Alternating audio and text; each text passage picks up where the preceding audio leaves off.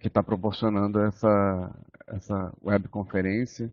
Também pessoal lá do POP, da RNP, que é nosso parceiro. Bom, vamos falar hoje sobre os diferentes tipos de ansiedade, né, de transtornos de ansiedade. A ideia hoje, nessa abertura do canal, é falar sobre diagnóstico. O objetivo é auxiliar os profissionais de saúde na detecção do diagnóstico e diagnóstico de transtornos de ansiedade. É, Talvez numa próxima web a gente fale um pouco de tratamento também, mas hoje o objetivo é mais trocar uma ideia sobre diagnóstico. Bom, vamos lá. Eu vou começar com alguns casos clínicos e vocês podem ir pensando conforme as opções que vocês estão vendo nos slides, as opções abaixo, que são alguns transtornos de ansiedade. Eu selecionei aqui os principais para a gente poder ter uma ideia do diagnóstico diferencial deles. Vocês vão pensando, no final da apresentação a gente já deve ter alguma coisa mais estruturada nisso daí. Vamos lá. Caso clínico 1. Paciente há 6 meses se envolveu em grave acidente automobilístico, tendo ficado em coma por 2 dias e tendo tido fraturas de úmero e tíbia esquerdos. Recuperou totalmente os sentidos e se recuperou também das fraturas. Desde então vem apresentando sintomas de ansiedade, principalmente quando o acidente é comentado. Atualmente vem evitando tocar no assunto e por vezes sonha com o acontecido. A ideia é vocês irem pensando que tipo de transtorno de ansiedade mais estruturado dentre as opções A a F aqui embaixo. Se quiserem comentar aqui no bate-papo aqui, fiquem à vontade também. Eu só não vou dar a resposta agora, tá? Vamos lá. Caso clínico 2, paciente com infância difícil, com agressões físicas e psicológicas praticadas pelos pais. Atualmente tem 30 anos e tem há 2 meses crises de sintomas de ansiedade intensos, sem fator desencadeante, chegando a pensar que vai morrer durante o episódio. Já foi ao pronto-socorro várias vezes em vigência da crise. Estas têm duração de cerca de 20 minutos, melhorando espontaneamente ou com o uso de benzodiazepínicos. Na última semana, Nas últimas semanas, vem evitando sair só e frequentar locais abertos e com muitas pessoas.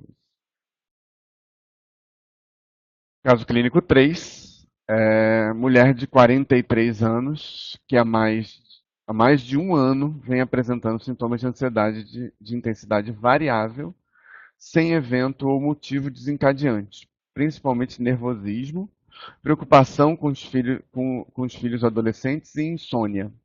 Utiliza benzodiazepínico há mais de 6 meses, que melhora apenas a insônia. Caso clínico 4, mulher de 17 anos que tem sintomas de ansiedade associados a sintomas gastrointestinais, dor epigástrica, principalmente quando tem que apresentar trabalhos na escola e falar em grupos ou em eventos de família. Nas últimas semanas vem evitando essas situações. Caso clínico 5, homem de 35 anos que se queixa de medo de ficar louco. Diz que tem medo excessivo de assaltos, sequestros ou invasões de sua casa, e nos últimos 7 anos passou a ter sintomas de ansiedade incontroláveis, que o levou a abrir e fechar várias vezes ao dia todas as 5 fechaduras que tem na porta do seu apartamento, que aliviam os sintomas. Acredita que, se não executar esses atos, algum evento dos descritos acima vai acontecer. Esses atos vêm prejudicando seu trabalho e sua vida social. Paciente tem, caso clínico 6, paciente tem sintomas de ansiedade de maneira incontrolável quando viaja de avião, de maneira que toda vez que tem que tem que viajar, toma midazolam 1 hora antes do voo. Só viaja de avião quando é inevitável, preferindo viajar de ônibus, mesmo em longas distâncias. Bom, esses são os 6 casos clínicos e agora vou falar um pouquinho sobre os transtornos e a gente vai estruturando o conhecimento e no final a gente volta a esses casos, ok? Vamos lá. Primeiro falar um pouquinho da diferença entre adaptação e ansiedade. Na verdade, assim, todos nós temos uma resposta adaptativa frente a fenômenos da vida, enfim, que a gente tem para fazer, enfim, quando a gente vai fazer alguma coisa. Eu, por exemplo, na hora que eu vou dar uma aula, eu sempre tenho um certo frio na barriga, vamos dizer assim, que é um fenômeno adaptativo que me leva a ficar alerta, né? Na verdade, faz parte um pouco da história das nossas respostas de luta ou fuga, né? Que a gente tem, então, uma resposta adaptativa. O que contrasta um pouco quando a gente fala de ansiedade. A ansiedade é como se essa resposta adaptativa, se ela ficasse ligada um longo tempo, ou se ela começar a prejudicar a nossa vida de forma intensa, né? Gerando crises, gerando sintomas, enfim. E aí a gente vai ver daqui a pouco como é que isso pode se configurar num transtorno.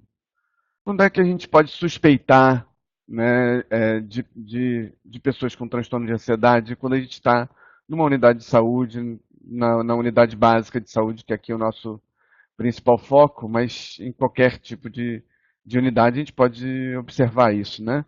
Quando suspeitar, né? Então, paciente com atitude ansiosa, né? Então, muitas vezes a gente já fazendo um primeiro acolhimento, a gente nota que existe uma atitude ansiosa, embora isso seja relativamente comum quando a gente vai se consultar, né? A gente ficar um pouco ansioso, mas a gente vê, às vezes, a postura das pessoas, enfim, com uma atitude mais ansiosa. A gente vê isso na linguagem não verbal, tanto na face quanto em movimentos da mão, pessoa esfregando a mão, pessoa tendo um comportamento ansioso, né? Estresse psicossocial importante, então quando a pessoa relata para a gente alguma consulta, o estresse psicossocial importante, isso já liga o alerta aí para possível transtorno de ansiedade. Queixas comuns, sintomas difusos, talvez essa seja a principal apresentação em unidades básicas de pessoas, enfim, que vão pela primeira vez, por exemplo, se consultar, com queixas de cefaleia, tonteira, palpitação, dor no estômago. Então, isso é muito comum, esses sintomas difusos.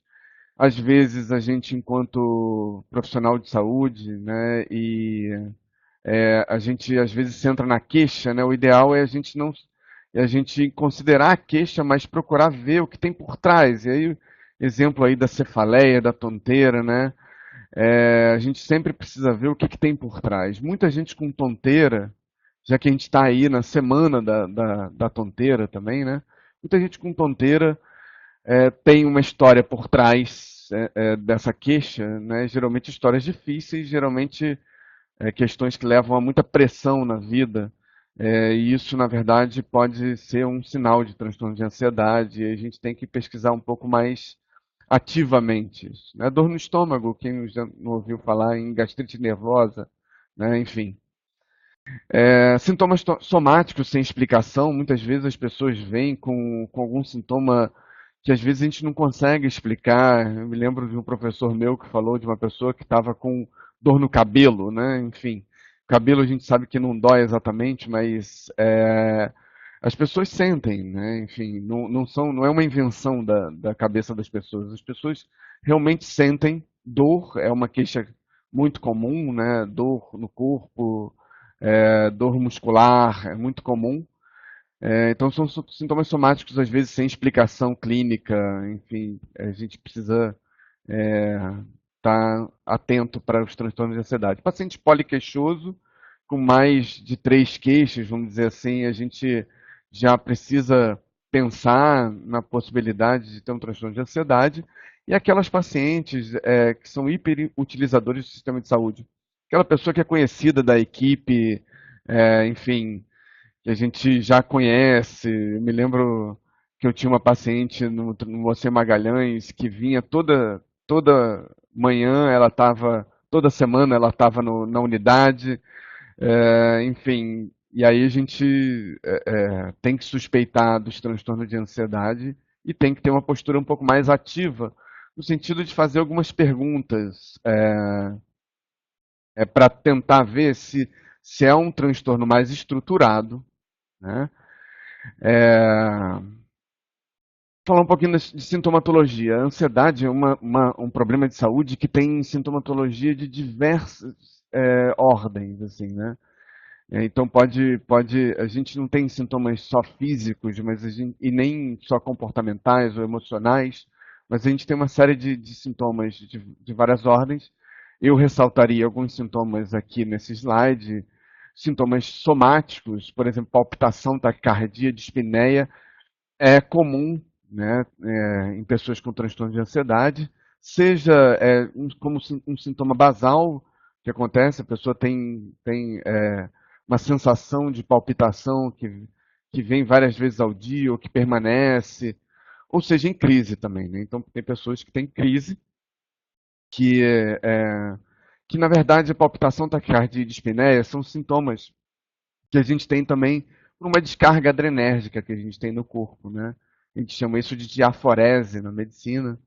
É, enfim, e aí são sintomas que a gente vê comumente em transtornos de ansiedade e às vezes faz a gente pensar que a pessoa pode ter algum problema no coração, a pessoa fica muito preocupada se tem algum problema no coração, né? Mas quando a gente vai examinar, quando a gente faz a anamnese e o exame físico, mostra que, na verdade, a gente não tem um problema cardíaco em si, né?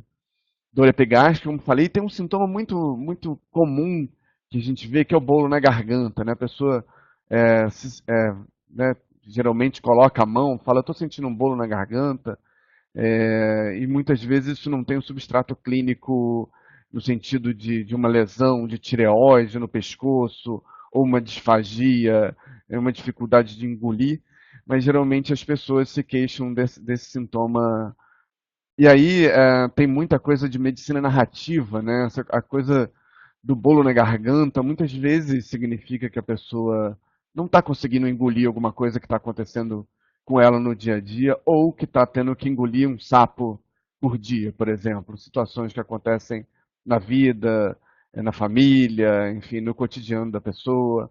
Às vezes situações de violência, né? Violência doméstica, né? Enfim, que é muito comum e a gente verifica esses sintomas somáticos. Então, sintomas cognitivos, é muito comum a pessoa falar de dificuldade de concentração, de medo de perder o controle, de esquecimento, não está aqui, mas de esquecimento é uma coisa que as pessoas se queixam muito, né? Hipervigilância e insônia é um sintoma muito comum, principalmente aquela insônia inicial, né? Aquela que a pessoa ela deita para dormir e não consegue pegar no sono porque vem vários pensamentos na hora, né, sobre diversas coisas na vida.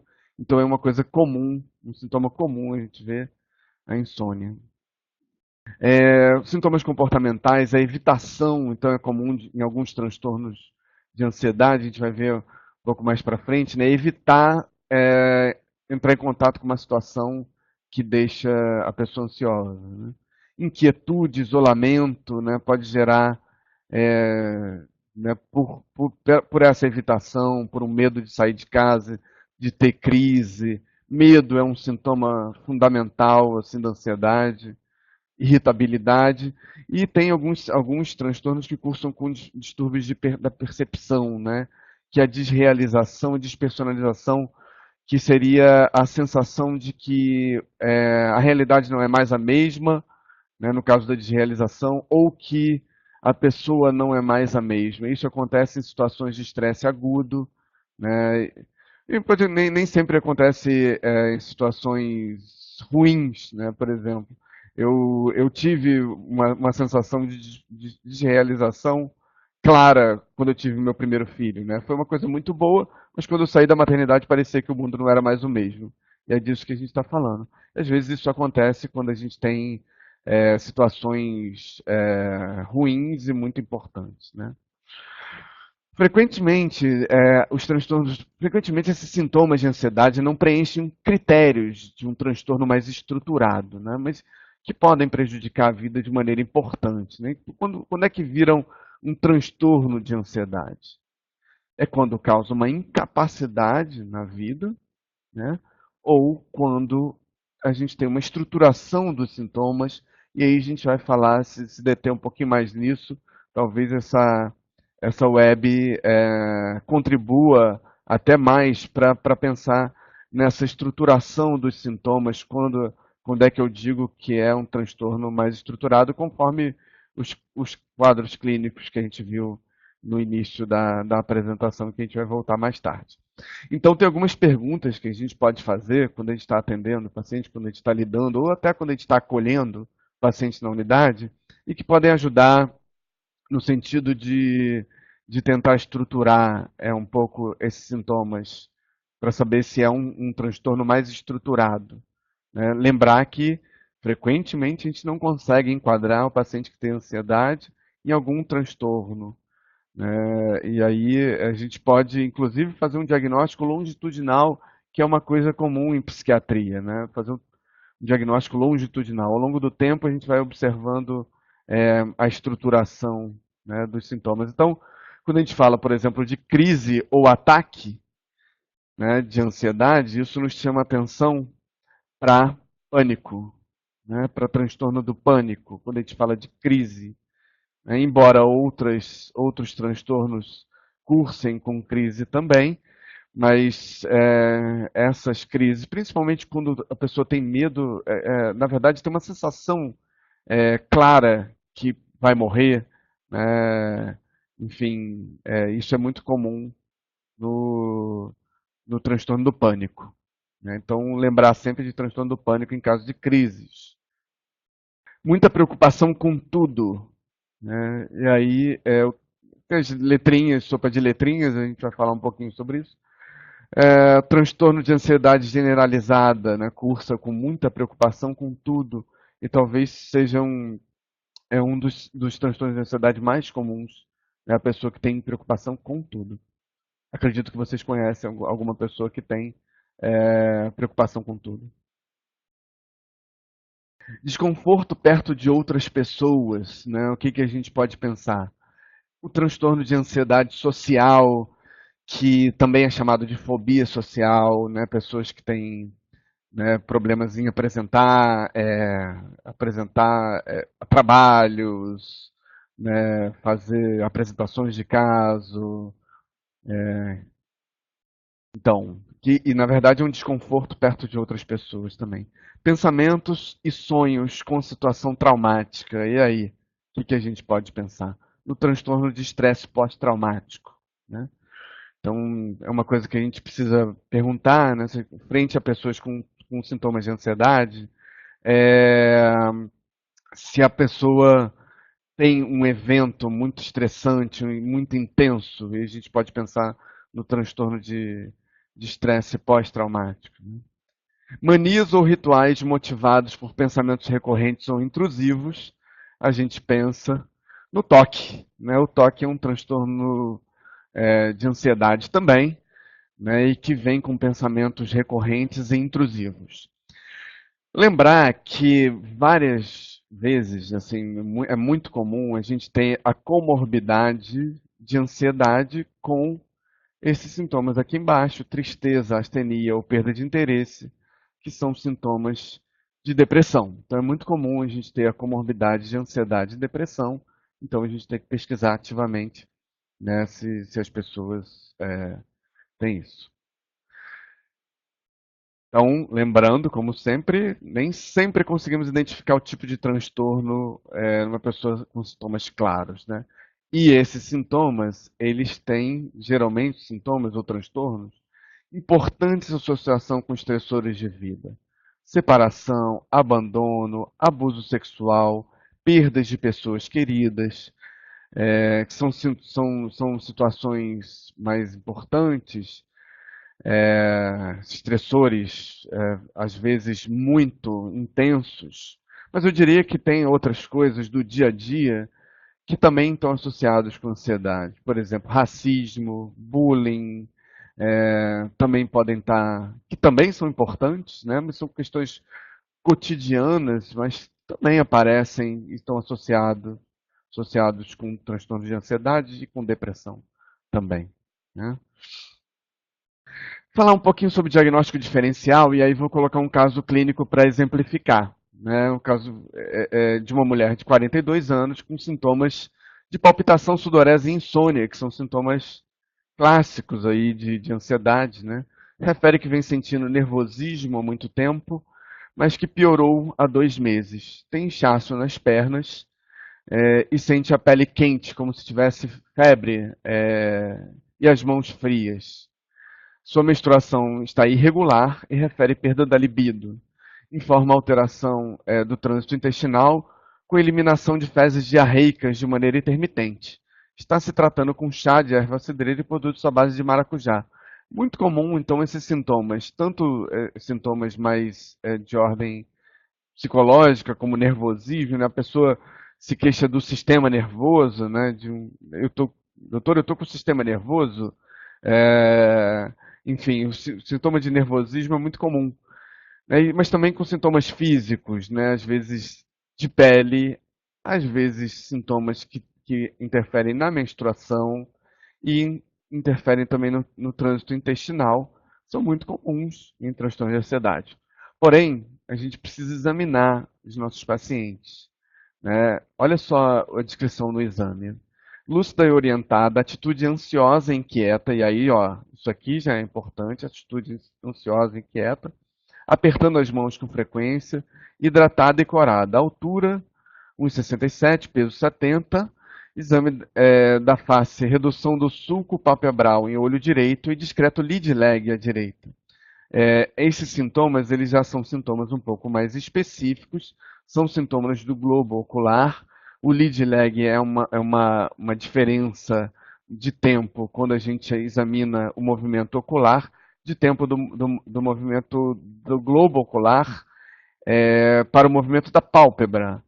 E isso aqui já não está condizente mais assim com os transtornos de ansiedade. Então, é uma coisa que nos leva a pensar em outras coisas, né? Vamos lá, continuando. Hemifaces simétricas, regiões frontais higienianas hiperemiadas e oleosas. Isso daqui nos faz pensar em dermatite seborreica, que é uma doença de pele muito associada à ansiedade, também dermatite seborreica. Então, região da pele hiperemiada e oleosa. Pele úmida, rarefação capilar bitemporal. Opa, já temos aqui um dado importante, cabelos quebradiços e secos. Aí eu começo a pensar que pode ser algum outro transtorno, unhas de Plummer, que é uma alteração na textura da unha, né, que nos faz pensar já numa doença orgânica, né? O exame do aparelho cardiovascular, o ictus palpável, no quinto espaço intercostal, e taquisfigmia. Taquisfigmia é a mesma coisa que taquicardia, mas que a gente vê no pulso.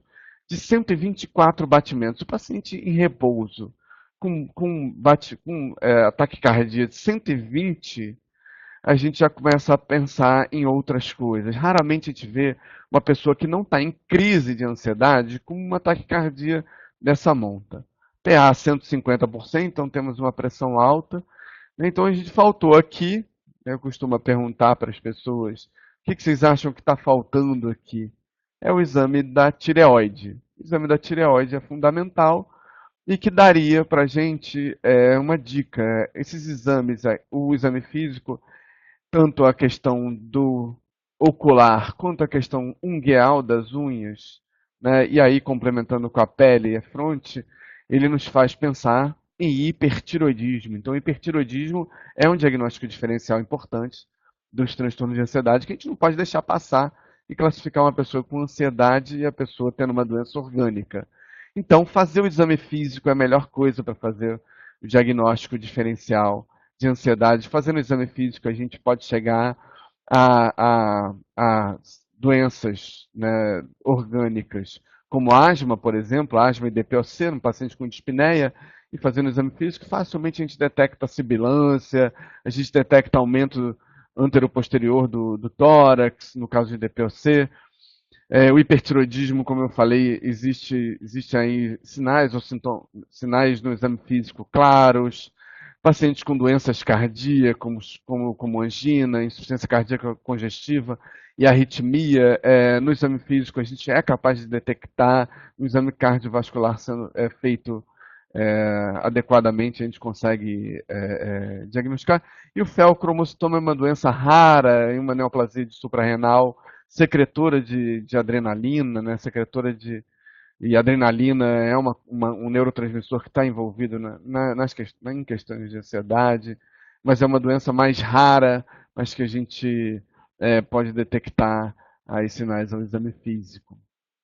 A síndrome climatérica, né, que muita gente chama de menopausa, pode vir com vários sintomas também e pode confundir um pouquinho com os transtornos de ansiedade. A ansiedade pode ser, inclusive, um sintoma da síndrome climatérica, mas lembrar que, assim, na época da síndrome climatérica, geralmente pode acontecer outras coisas na vida de uma mulher que pode, é, enfim, levar à ansiedade e depressão, como, por exemplo, síndrome do ninho vazio, quando os filhos estão saindo de casa, às vezes um casamento desgastado, traição, violência, enfim. E aí isso pode ter, né, na verdade, uma comorbidade aí com ansiedade e com depressão. Uso de drogas, né, e aí principalmente a cocaína e seus derivados, né, o crack, a merla, que são muito comuns no Acre, e aí os efeitos são né, às vezes parecidos com ansiedade, né, eu trago aqui um depoimento, né, em poucos minutos ela me deixa bastante eufórico, o cansaço passa, ganho grande de energia e coragem, falo bastante, mexo muito com dentes e língua, faço muitas atividades, por vezes arriscadas, e termino com dificuldades em dormir. No dia seguinte, fico arrependido e triste. Enfim, esse é o sintoma clássico aí né, do uso de cocaína, né, e seus derivados. Medicamentos podem levar a transtornos de ansiedade, não a transtornos de ansiedade, desculpa, mas a sintomas de ansiedade. Então, medicamentos como broncodilatadores, beta-agonistas, podem levar a taquicardia, pode levar a, a tremores, que é um outro sinal comum, tremor, pacientes com tremedeira, né? Tiroxina, pessoas que têm hipotiroidismo e estão tomando uma dose alta de tiroxina pode cursar com sintomas de ansiedade também. Metoclopramida, que é o Plasil, enfim, antieméticos. Anfetaminas é muito comum, então o paciente utilizando Ritalina para transtorno de hiperatividade, déficit de atenção, ou o paciente utilizando sibutramina para obesidade, estarem manifestando sintomas de ansiedade. E os benzodiazepínicos, que na verdade podem ser até utilizados como adjuvantes, né, nunca principais nos transtornos de ansiedade, podem levar a um efeito paradoxal. Né? Tem pessoas que usando benzodiazepínicos podem ter ansiedade em vez de se acalmar. E aí, falando um pouquinho dos transtornos mais estruturados, né? Falando um pouquinho do transtorno de ansiedade generalizada, sigla TAG, né? Que é aquele transtorno que a pessoa fala, sim, mas e se, é sempre falando, e se acontecer tal coisa, e se acontecer outras coisas, né? Então, é uma preocupação excessiva e abrangente em relação a vários aspectos, acompanhada por uma variedade de sintomas somáticos que causa comprometimento significativo do funcionamento social ou ocupacional. Então, esse comprometimento, ele leva a gente a pensar nesse transtorno estruturado, né? E acentuado sofrimento. Né? A pessoa que tem transtorno de ansiedade generalizada, a pessoa geralmente tem um sofrimento longo e acentuado, né? Uma doença difícil, né?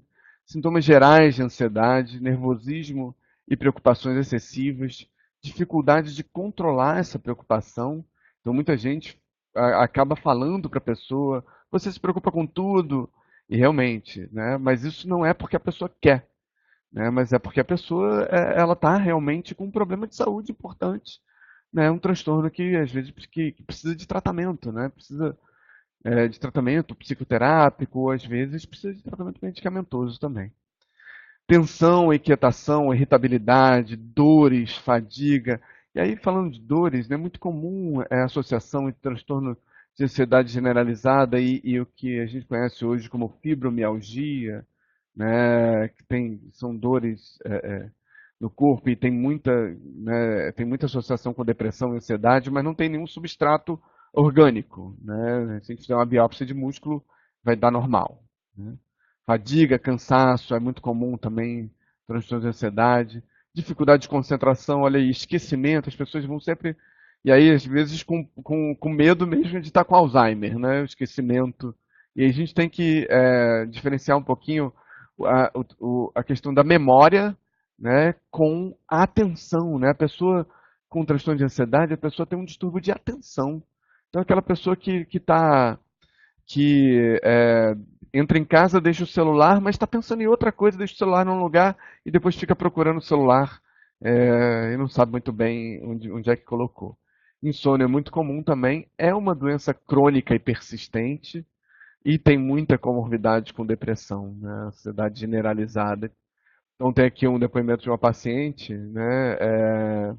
Linda parece estar sempre preocupada. Ela se preocupa com o fato de sua filha Diane ter problemas na escola. Não que Diane não esteja, em geral, bem, mas ultimamente enfrentou alguns problemas em matemática. E uma vez ou duas chorou depois que algumas crianças implicaram com ela. Quando Diane demora para voltar para casa, Linda começa a se preocupar, se perguntar se não houve algum acidente com o ônibus da escola. Linda está divorciada há 4 anos e Sam, seu marido, às vezes se atrasa para fazer alguns pagamentos de apoio. Ela se preocupa com a possibilidade dele parar de fazê-los e que então ela não possa ficar na casa onde mora, né? Perder essa ajuda. Né? Linda também se preocupa com o trabalho. Se ela não tiver um bom desempenho, poderá ser demitida e provavelmente não encontrará outro emprego. Toda vez que adoece, fica preocupada com a possibilidade de ter câncer, que é muito comum. Isso, né? Às vezes as pessoas se consultam com medo de ter câncer, né? E tem uma ansiedade por trás. A lista de coisas com que se preocupar parece interminável. Nada em sua vida parece estar tranquilo, nada em sua vida parece estar tranquilo e seguro. Isso é uma típica pessoa com ansiedade generalizada. Fala de transtorno do pânico, né? E falando um pouquinho também do Edvard Munch, né, que é um artista que pintou muitos quadros que tem a ver com saúde mental, né? Eu já coloquei um na entrada, que é um quadro chamado Ansiedade, e esse é o Grito, também muito comum. Né? E aí vem dos Deus Pânicon, né, terror repentino, e que está muito associado à questão da agorafobia, né? Vou falar daqui a pouco, que tem a ver com a Praça de Ágora em Atenas. Então, o transtorno do pânico são ataques espontâneos, são ataques mesmo, são crises espontâneos, inesperados e recorrentes, com sensação de morte iminente. Isso a gente não pode achar que a pessoa está inventando, que a pessoa, enfim, tá com. As pessoas falam muito, isso é frescura ou piti, né? Não é frescura, não é piti. A pessoa realmente tem a sensação que vai morrer e ela vai para pronto-socorro esperando um bom atendimento e muitas vezes são negligenciados e a gente deve valorizar e tranquilizar a pessoa, né? Que a pessoa não vai morrer, né? Enfim. E são ataques que duram 10 a 20 minutos, geralmente menos de 30 minutos, mais de 30 minutos já é uma outra situação, né? Mas crise de pânico geralmente dura aí até 20 minutos, até meia hora.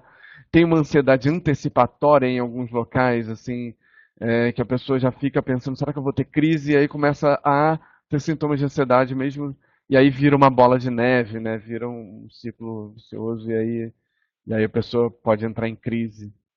E a pessoa começa a evitar, então, situações que podem levar à crise. E a agorafobia é uma manifestação clara disso, né? Então tem a evitação e a agorafobia e leva a complicações sociais decorrentes disso, né? Então, um depoimento de uma paciente também de 22 anos após a primeira crise. De repente eu senti uma terrível onda de medo sem nenhum motivo. Meu coração disparou. Tive dor no peito e dificuldade para respirar. Olha os sintomas aí físicos, né? Pensei que fosse morrer, uma sensação de morte iminente. Achavam que estava tendo um ataque cardíaco. Fui ao posto médico, mas quando cheguei lá, tudo havia passado, nenhum vestígio do quadro horripilante, nem o médico sabia o que acontecera. O episódio voltou a acontecer várias vezes em locais diferentes. A minha peregrinação aos consultórios médicos havia iniciado. Muito comum também pessoas com ansiedade peregrinarem em consultórios médicos sem diagnóstico, né? E às vezes as pessoas muito comum também em emergência, né, saírem sem diagnóstico e aí peregrinarem em emergência. A agorafobia, o que seria a agorafobia então? A ansiedade em locais ou situações de onde possa ser difícil ou embaraçoso escapar, ou onde o auxílio pode não estar disponível. Então, geralmente, são locais públicos, com bastante gente, né? Então, situações, estar fora de casa, desacompanhado, em meio a uma multidão, permanecer em uma fila, viagem de ônibus, trem, automóvel. Ônibus é muito comum verificar pessoas que têm ataques, crise de pânico em ônibus. Falar de fobia específica, então existem fobias, a gente falou de agorafobia, mas existem fobias específicas, né? Que situações são essas? Um medo acentuado e persistente, excessivo ou irracional de uma situação específica e que tem uma resposta imediata de ansiedade quando a pessoa entra em contato com essa situação. E às vezes, muitas vezes, leva a crises. É, E aí a pessoa começa a antecipar ou evitar situações que levam à crise e interferem na rotina de forma importante, porque a pessoa não pode entrar em contato com isso. Então, alguns exemplos aí, o medo de avião, né? Não estou falando dessa montanha aqui, que é de um lugar belíssimo e caro para mim, mas eu estou falando dessa situação, né? Pessoas, medo de avião, né? Inventar e fazer uma homenagem ao Rio de Janeiro. Pessoas com medo de cobra, de aranha, de cachorro, enfim, é comum, né, a gente verificar essa aracnofobia, né? Aí uma figura um pouco mais impactante para algumas pessoas, né? O medo de barata, né? O medo de altura, né? Algumas pessoas realmente têm crises quando estão nessa situação. Medo de situações como essa, por exemplo, andar numa que a gente chama de pinguela praticamente, né, numa passagem que tem um rio, por exemplo, passando aqui embaixo. Claustrofobia, né, medo de ficar num lugar fechado. E aí também não deixa de ser uma variante da fobia específica, o transtorno de ansiedade social. Mas aí tem a ver com a questão do aparecimento público, né, de ser notado pelo público, né? Então, muita gente, por exemplo, tem problemas em fazer apresentações, concursos, que tem que fazer uma palestra, alguma coisa nesse sentido, e ficam com medo acentuado e persistente e que tem a ver com o desempenho, né, da pessoa. A pessoa pode realmente entrar em crise de ansiedade, né, no meio da história, e às vezes isso é um bloqueio que a pessoa tem e não consegue, por exemplo, apresentar um trabalho, um caso clínico, no caso de estudantes de medicina, enfim.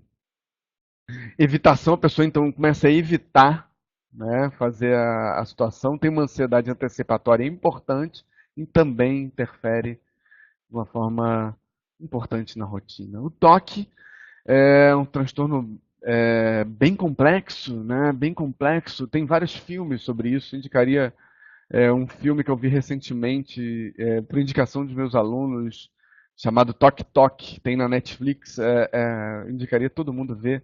porque tem variantes importantes. Cara, é praticamente o filme praticamente fala das variantes do toque, né? E é muito interessante e engraçado também. Situações que às vezes são engraçadas, mas que na verdade assim geram muito sofrimento para a pessoa, muita angústia, né? Então o que seria o toque? O toque ele vem porque a pessoa assim, as pessoas às vezes têm manias, né? Mas nem sempre tem um transtorno estruturado. E aí a gente precisa ver o que a pessoa tem que ter para ter esse transtorno estruturado, né? Um transtorno obsessivo compulsivo. Então ele cursa como obsessão, que é um pensamento, sentimento, ideia ou sensação intrusiva, né? Uma coisa que vem na cabeça da gente sem a gente, enfim, né, sem a gente pensar, mas é um pensamento que ele entra e sem a gente controlar, fora de controle. Então é um pensamento que a gente chama de intrusivo, né, e uma ideia fixa de alguma situação específica, muito relacionado a será que vai acontecer alguma coisa ruim com um parente meu, alguém vai morrer, alguém vai sofrer, e geralmente não tem nada a ver com a situação, né? E que gera uma compulsão. Essa obsessão ela gera uma compulsão. E o que seria a compulsão? É um comportamento consciente, padronizado, repetitivo e recorrente. Como? Contar, verificar ou evitar. Né? Então é muito comum pessoa que faz contas ou checagem, né? Verifica se a porta está fechada, se fechou né, as coisas de casa, é, ou evitar situações como, por exemplo, pisar na linha preta, né, na calçada, e isso visa reduzir o sofrimento. Né? Então, um caso clínico aqui também. O despertador tocou às 6h32, então tem essa coisa muito específica, né? Virei 3 vezes na cama, apertei o pino com a mão direita e peguei o chinelo com a mão esquerda. Então é um comportamento padronizado aí, né? Caso não fizesse dessa forma, algo de muito ruim poderia acontecer com a minha mãe. Olha a obsessão. Isso é obsessão. Né? Talvez uma doença grave ou até a morte. Troquei de roupa lentamente para que eu não invertesse a ordem das coisas. Coloquei primeiro a camisa, abotoando-a de baixo para cima. Depois guardei meu pijama bem dobrado. Ao entrar no banheiro com o pé direito, olhei 3 vezes para o espelho para assegurar-me de que estava tudo bem. Lavei as mãos 4 vezes para descontaminar, é muito comum a mania de limpeza também. As pessoas às vezes sofrem muito. É, Então, germes causam doença, né? No café da manhã, jamais coloquei o açúcar depois do café, porque o doce é sempre antes do amargo. Ao sair de casa, verifiquei 4 vezes se a porta estava trancada, porque portas abertas podem trancar o futuro. Essa frase sempre repetir 3 vezes para sentir-me aliviado é uma situação angustiante e que às vezes toma um tempo. Então a gente costuma dizer assim, que no transtorno, se esses comportamentos padronizados levam mais de 1 hora, se a pessoa está se atrasando no trabalho, está com comprometimento da vida cotidiana, isso já é um transtorno, né? Então a gente já pode pensar em toque, né? Então é um transtorno complexo que tem essa obsessão e compulsão. Geralmente não aparece na primeira consulta, as pessoas vêm com sintomas de ansiedade, mas muitas vezes isso vai aparecer na terceira, na quarta, enfim, consulta, porque isso gera muita angústia e às vezes vergonha, né? A pessoa, inclusive para o médico, às vezes demora, e a gente tem que ter uma postura ativa de perguntar se a pessoa tem algum comportamento padronizado, alguma mania, e que se isso interfere na vida, né? Uma supervalorização do pensamento, então o pensamento é uma coisa que conta muito para as pessoas e tem as suas variações. Né? Tem pessoas que são mais ligadas à checagem, tem pessoas que são mais ligadas a números, tem pessoas que são mais ligadas à simetria, pessoa com toque quando vê um consultório com papel desorganizado, às vezes Ele organiza para o médico. Engraçado isso, mas acontece. Mania de limpeza, repetição, são variantes do toque, né? E tem alguns outros sintomas, alguns outros transtornos que fazem parte desse espectro do toque, como a tricotilomania, por exemplo, que é a pessoa que fica arrancando o cabelo e às vezes engole o cabelo também. Isso faz parte de um espectro aí do transtorno obsessivo compulsivo. Outros transtornos do estresse pós-traumático então, tem a ver com uma vivência ou testemunho de um trauma extremo. Então, esse transtorno ele veio de estudos pós-guerra, é, enfim, e que pessoas que entram em contato com esse contexto de guerra muitas vezes têm um transtorno de estresse pós-traumático, né? Mas não precisa ser guerra, né? A pessoa com um acidente automobilístico, a pessoa com um trauma mais extremo, e aí não é qualquer trauma que a pessoa tem o transtorno de estresse pós-traumático, é um trauma mais extremo, né? Enfim, é, e que geralmente tem perigo de vida, né? Que tem um risco de vida, e aí a pessoa fica com lembranças, sonhos, flashbacks e geralmente por mais de um mês aí, né? Quando é menos de um mês, a gente pode pensar numa reação aguda ao estresse, mas quando é mais de um mês, a gente já começa a pensar, né, no estresse pós-traumático, e a pessoa começa a se esquivar. Então a pessoa começa a evitar situações associadas ao trauma, que lembrem o trauma, pessoas que lembrem o trauma. E tem um sentimento de excitabilidade aumentada. Então tem os nervos à flor da pele, né? E aí vamos voltar aos casos clínicos para a gente ir encerrando, né? E aí a ideia de agora vocês conferirem aí, de acordo com o que foi falado. Lembrar que a gente não vai falar hoje de tratamento, né? Mas isso vai ser objeto certamente de um novo canal né, um novo canal da saúde mental. Mas eu diria, assim, inicialmente, que tratar essas coisas, esses transtornos com benzodiazepínicos, só com diazepam, clonazepam, isolado, costuma ser errado, né? Então tem muita gente tomando benzodiazepínico indevidamente, né? Os escolhidos mais são os inibidores da recaptação da serotonina. A gente vai falar isso mais num outro canal. O objetivo de hoje é mais essa questão do diagnóstico mesmo, né? Então, voltando ao caso clínico 1, lembrar, né, do paciente que se envolveu em grave acidente automobilístico, né? Então, a pessoa que teve um trauma, né, importante, com risco de vida, né? E aí começa a sonhar, evitar tocar no assunto, sonhar com o acontecido. Vamos lá? Então, a letra C, transtorno do estresse pós-traumático. Caso clínico 2 é a pessoa que tem crises e pensa que vai morrer, sensação de morte iminente, que duram cerca de 20 minutos. Vamos lembrar disso? É o transtorno letra A, transtorno do pânico.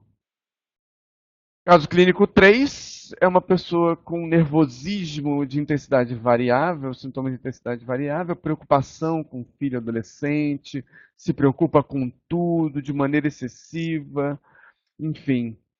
O que seria? A resposta seria a letra B, transtorno de ansiedade generalizada. Caso clínico 4, né, que a gente viu, que é aquela pessoa que tem problemas para apresentar trabalhos na escola e falar em grupos, né, ou em eventos na família, né? Lembrar seria então transtorno de ansiedade social, a letra E. Caso clínico 5, né, que é aquela pessoa que diz que tem medo excessivo de situações e que começou há muito tempo, a abrir e fechar várias vezes a porta, enfim, tem comportamentos repetitivos e que isso prejudica o seu trabalho e vida social, né? E aí a gente lembra, então, do transtorno obsessivo compulsivo, o TOC, e aí, partindo para o final, o caso clínico 6 é aquela pessoa que tem medo incontrolável, né, de viajar de avião, né? Então, é uma pessoa que tem fobia específica, né? Então é isso, gente. Estamos finalizando o primeiro canal de saúde mental do Telesaúde. Lembrar que a gente vai tentar fazer, então, voltar esse canal de saúde mental uma vez por mês. Aqui a gente observa aqui os nossos links, os sites, falar que o Telesaúde está voltando com tudo, com nova equipe, que vai agora percorrer os municípios e a gente vai estar fazendo mais também ações de teleeducação. E aí, se alguém quiser colocar alguma coisa, alguma pergunta é, aqui no bate-papo, enfim, ou também avaliar, fique à vontade. Sandra, se quiser colocar alguma pergunta, pode colocar. Estamos disponível aqui é, até, até meio-dia. Equipe, por favor, também me ajuda nesse sentido, né, as informações. Lembrar também o Facebook.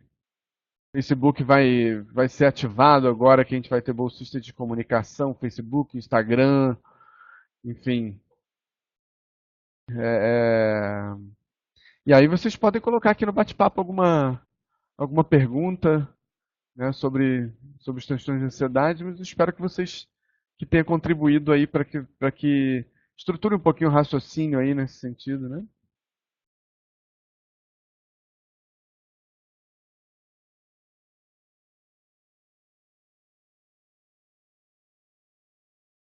Legal, Edileia está começando aqui, né? Quem desenha estrelas, escreve o nome, diferentes desenhos consecutivos, enfim. Lembrar que assim, todos nós temos manias, né? Assim, mas se essa questão da repetição, a repetição é uma característica do toque, né? Mas se essa repetição ela não comprometer a vida, ela não, enfim, ela não gerar um atraso, não gerar um comprometimento da vida social, pode ser que seja só uma mania, né? Enfim. Mas aí o que divide, o divisor de águas aí é o seguinte: se esses desenhos ou se esses escritos eles estão sendo excessivos a ponto da pessoa ficar horas fazendo isso, aí a gente tem que começar a se preocupar, né? Se isso a pessoa se atrasa por causa disso, né? Então a gente precisa se preocupar é, e aí precisaria de uma consulta aí, né? Uma consulta médica para a gente, né, ver se realmente tem sinais de toque. Às vezes a gente precisa encaminhar para o psiquiatra, enfim. Eu acho assim que todo o profissional ele tem que ter uma ideia assim dos transtornos de ansiedade. Todo médico ele precisa ter uma ideia maior dos transtornos de ansiedade para poder fazer uma triagem disso, né? Às vezes, várias vezes, vários transtornos de ansiedade podem ser tratados na própria atenção primária, né? Uma pessoa com transtorno de ansiedade generalizada, uma pessoa com transtorno do pânico, é, uma pessoa com transtorno do estresse pós-traumático, a gente consegue tratar na atenção primária, né? Agora, uma pessoa com toque, o toque ele é um transtorno mais complexo, é, geralmente a gente precisa de uma psicoterapia mais estruturada, como uma terapia cognitivo-comportamental.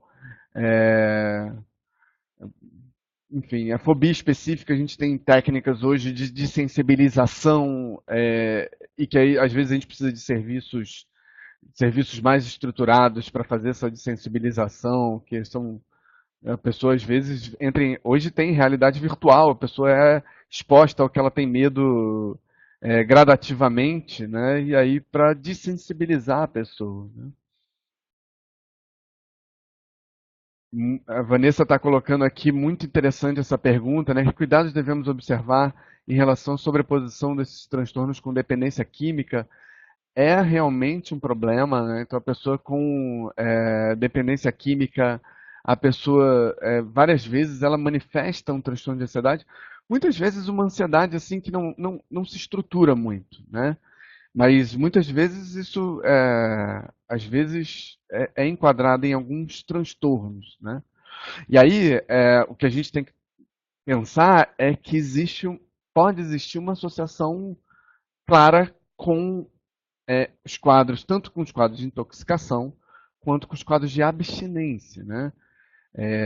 Então, a pessoa com abstinência ao uso de determinadas drogas, e que nem precisa ser droga ilícita, não. Às vezes a gente fala muito de abstinência de cocaína e seus derivados, né? Mas a pessoa com abstinência de benzodiazepínico, de clonazepam, às vezes fica com ansiedade incontrolável, né? Mas é isso, assim, a abstinência é uma coisa que a gente precisa observar, né? Então, muitas vezes a pessoa precisa de um período, né, passar pela abstinência, né?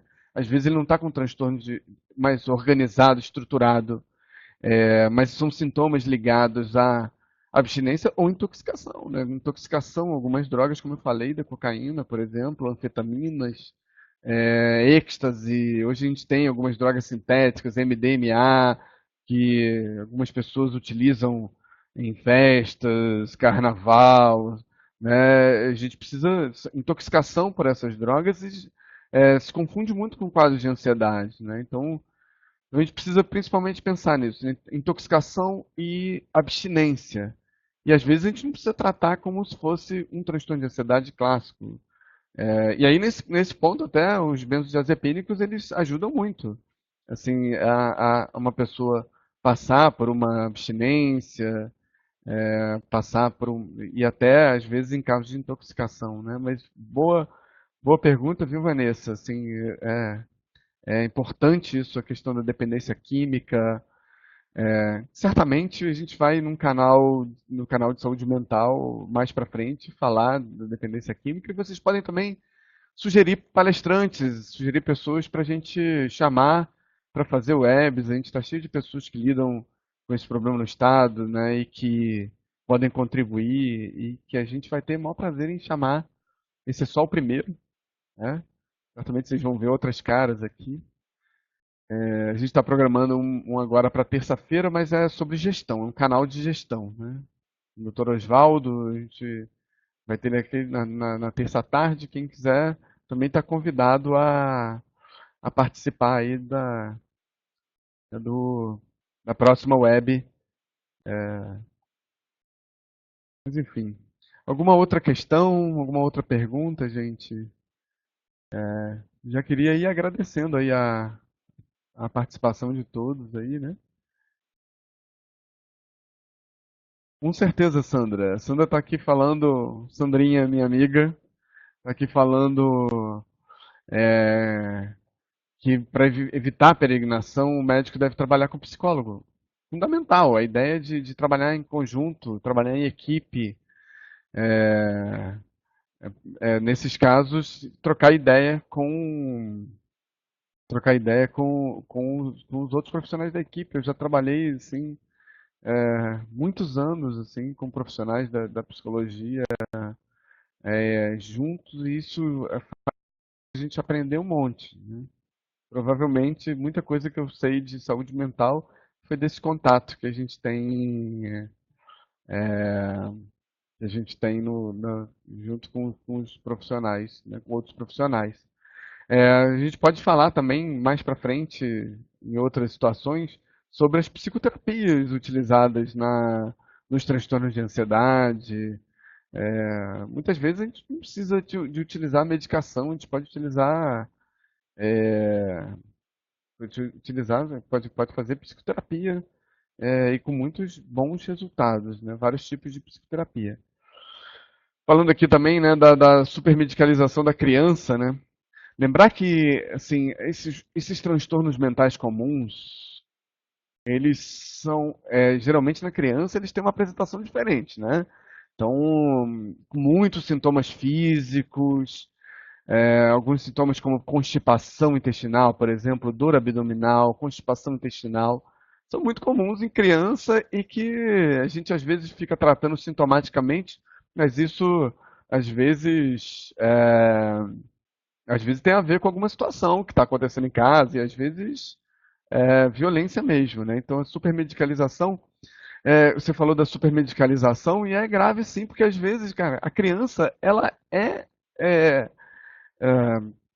ela é feita para fazer as coisas fora do horário, fora do local, né? E às vezes a gente quer que a criança faça tudo no local certo, na hora certa e, e, e nem sempre é ela que tem que se adaptar a gente, né? Às vezes a gente ou a escola tem que se adaptar a ela.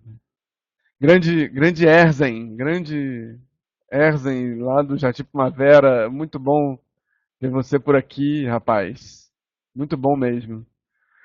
É, o Erzen está falando aqui das doenças psicossomáticas, né? Existe um transtorno, né, somatoforme, existe muito sintoma físico que advém de problemas psicossociais é, e que a gente precisa estar atento, né? A gente precisa estar atento e às vezes fazer algumas ações mesmo na unidade, né?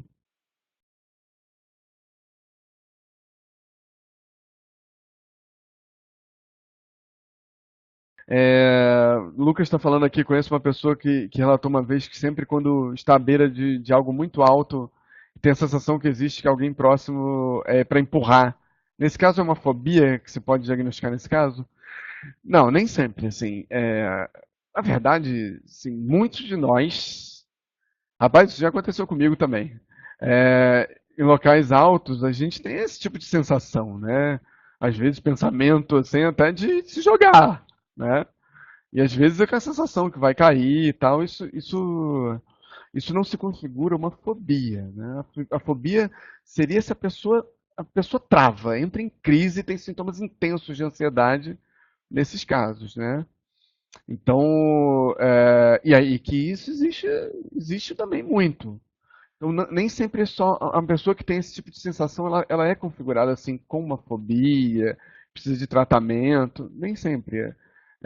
Mas a incapacidade é que determina a estruturação de uma, né, desses transtornos, né? Então nem sempre é uma fobia, né?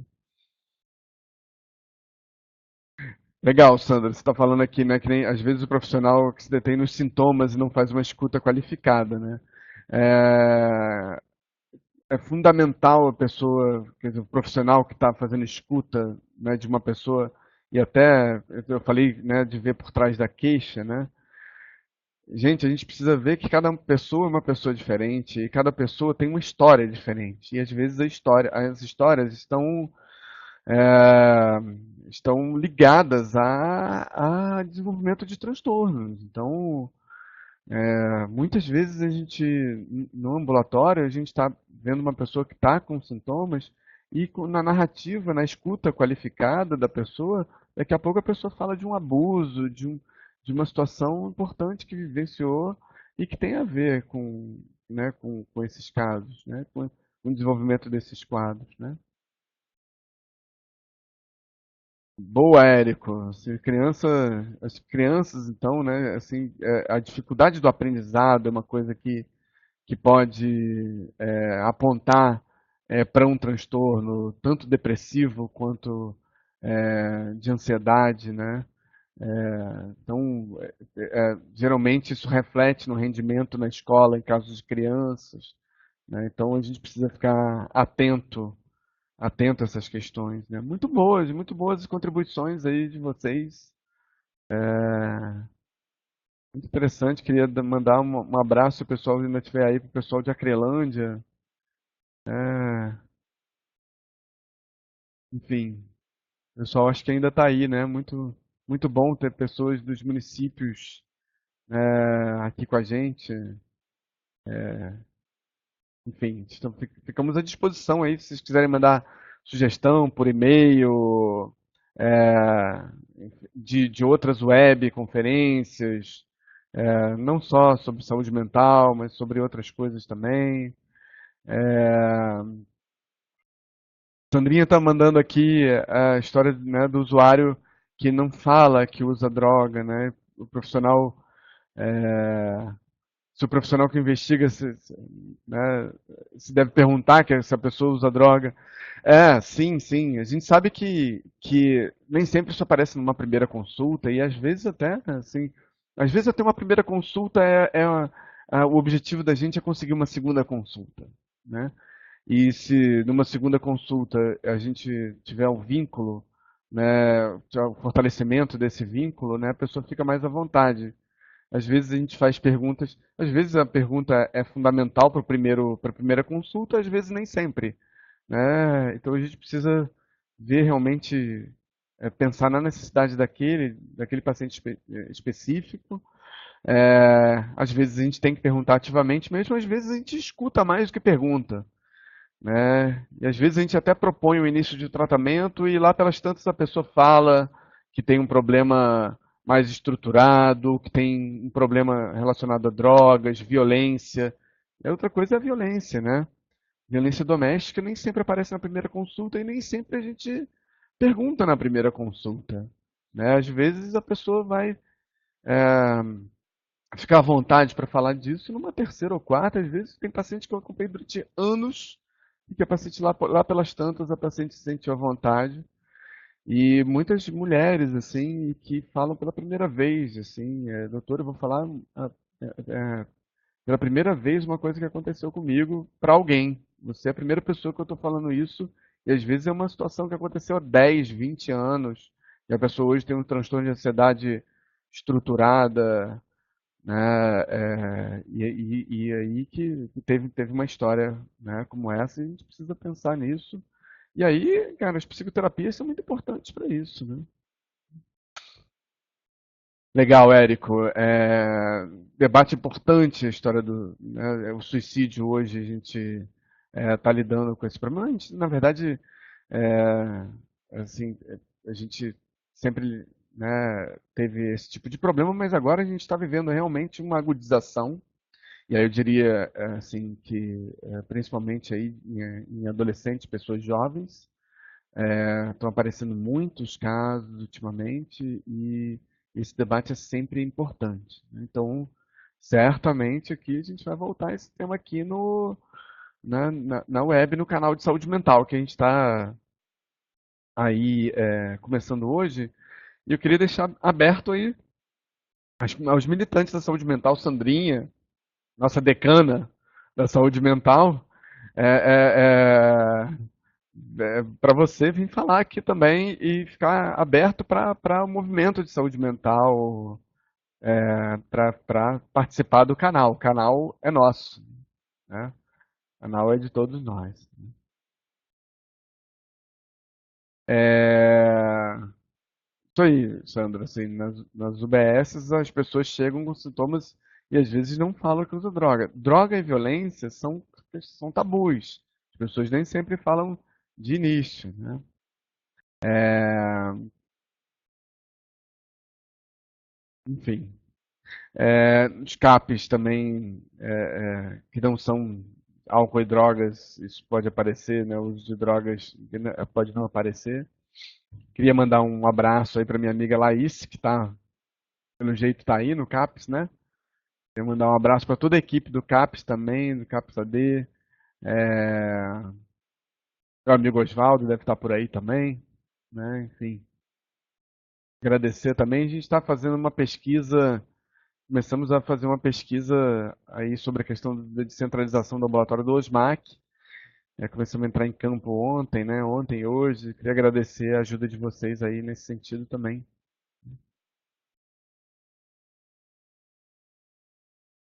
Gente, acho que a gente vai caminhando para o final, né? Quase meio-dia. Queria agradecer a presença de todo mundo aí na nossa web. E aí divulguem. A gente vai estar sempre divulgando para para todos, né, né, o nosso canal, tanto saúde mental quanto de gestão também, e todas as webs que é, vão ser feitas né, no decorrer aí. A gente está pretendendo fazer 6 webs por mês, pelo menos, né? E aí já canal de gestão, canal né, de saúde mental. E aí agradecer a todo mundo, agradecer a equipe aqui, o pessoal lá do Pop por ter proporcionado isso. Mandar um abraço para todo mundo que esteve aí acompanhando a gente, o Érico, a Glória, o Erzen, a Cristiane, o Alessandro, o Lucas, pessoal da equipe aqui, a Maria Dioneide, a Simone, enfim, todo mundo que está por aí, pessoal lá de Acrelândia, Sandrinha, querida, é, Vanessa, todo mundo que está aí. Muito obrigado e vamos partir para a próxima, né? Grande abraço para vocês.